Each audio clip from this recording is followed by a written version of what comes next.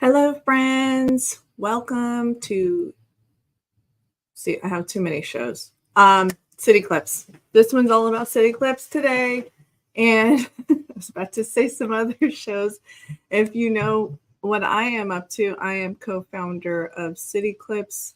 And my friend Ali is in the middle of moving. Don't worry, he's still continuing to build this with me abroad. And so I wish his family well. He's in the middle of packing and all of the craziness that goes along with moving. But I did want to keep it short today because it is a busy day at Innovation Park. And that's what I wanted to talk about today.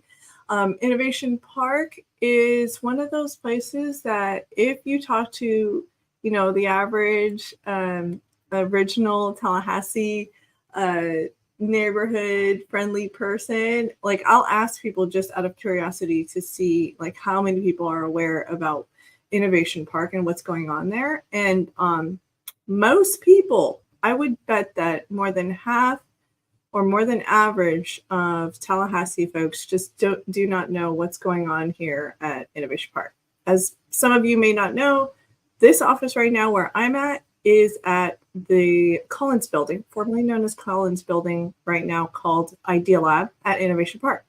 And my team is getting ready, which I can go ahead and just pull up, but my team is getting ready this afternoon for a really cool event co-hosted by Innovation Park and North Florida Innovation Labs. It's at the brand new lab facility, I believe level 2 lab facility. That is located right in between Danfoss's new expansion building and an FSU building. Most of the buildings at Innovation Park are comprised of university institution buildings. A good chunk of them are owned by FSU. A good chunk of the buildings are owned by FAMU. There's a FAMU FSU College of Engineering also housed here. It's amazing. There's some amazing inventions and patent technologies happening right here, and is considered to be a tech hub in North Florida. It's just that most people, the average person, doesn't even realize it. But if you visited the Mag Lab during the open house, which is really nice when they do that annually, you kind of get a feel for what's going on here, and then some other places around the space and hub, if you will, is open during the Mag Lab open house. So, put it in your schedule, plan for attending the open house that happens annually. But also, a lot of these places and facilities are open for a tour. I believe MagLab offers a monthly tour. I'm going to open up, let's go ahead and share really quick the website that, if I can just pull it up here. For North Florida Innovation Labs. So this is just to give you an idea of like how beautiful the space is. This is a rendering, given to us by amazing local architects, designers. You can see the logo right here. Architects Lewis and Whitlock did an amazing design, and so now the lab is pretty much open for group tours, and I'm really excited to be going there today for one of the bigger events that they're hosting. And in a few moments, I'll talk up to you about the SBIR SDTR grant. That's what the main topic is about. Excuse me. So yeah, if you check out the landing page, you'll see like some of the programs that they've been involved with. North Florida Innovation Labs has really been primarily been something in development for years now, and Bill Lixon, the director of North Florida Innovation Labs, along with the director for Innovation Park, Michael Kramer, has and the team there with Innovation Park has really helped spearhead this project and just put it together. And if you've seen some of my newsletter plugs of the blueprint meeting that happened recently, and then where they had Bill talk about what's going on with the lab, he got really great kudos, a lot of kudos from the officials there. And so I'm really excited to see in the next 10 years what will be developed within these labs. And so you need to schedule a group tour with your company or, maybe with an association. I hear there's quite a few groups now. For example, Tallahassee 100. I know there's some interested parties already. Chamber presidents have already attended. So you can go in with a group. I believe Nat 20 is going to plan a group session, or group tour. Tech is going to have their kickoff conference at the lab. So really, it's a big year for the lab, because we're finally starting to get people to come out and tour the space and then understand why this is going to be huge for Tallahassee. It's already huge.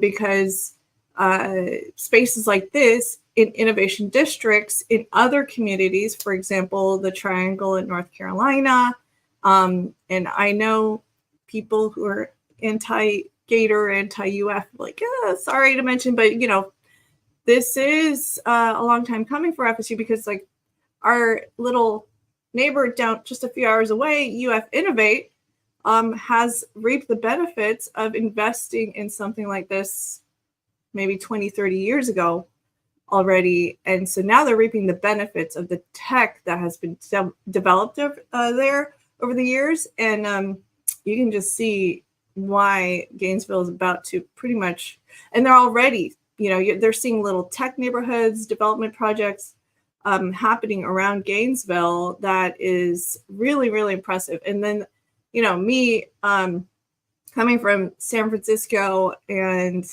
growing up in Silicon Valley during the dot-com era and seeing how that kind of like boomed before me in the 90s, but then eventually not really knowing how much has been happening in the tech space, because I was kind of, obviously oblivious to it being young. But looking back, I realized, wow, like if I had really followed the tech space and or even kind of dabbled in more with the network there, I probably could have reaped the benefits there too. And so in a sense, like I got to observe from outside of Northern California, because I moved in the I guess early 2000s. You could say that makes me feel really old, but seeing the wave that happened over there, and having lived there, yes, there's some, negative side effects. I know I'm not going to say it was always perfect, but we can learn from those kinds of communities and see like, okay, what can we do that's positive, that has, and economically benefited those areas, and what can we replicate without getting too much of the negative things that's happened, with that kind of growth.